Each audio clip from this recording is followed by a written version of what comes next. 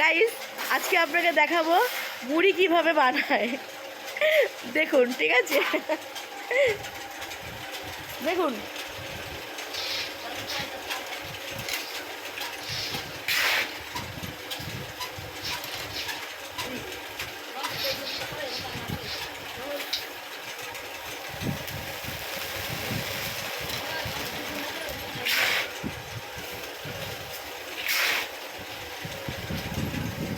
দেখলেন তো কিভাবে চাল হয়, চাল থেকে মুড়ি হয়।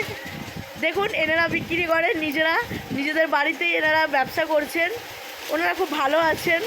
দাদা, আপনার লাভ হয় চাল থেকে মুড়ি তৈরি করতে? লাভ হয়। আচ্ছা, ওনার গিন্নি যে আছেন উনিও কথা বলতে চান। এই যে ওনার যে গিন্নি আছেন, দিদি লজ্জা পাবেন না? আপনাদের এখানে কীরকম লাভ হয় আপনার বলুন।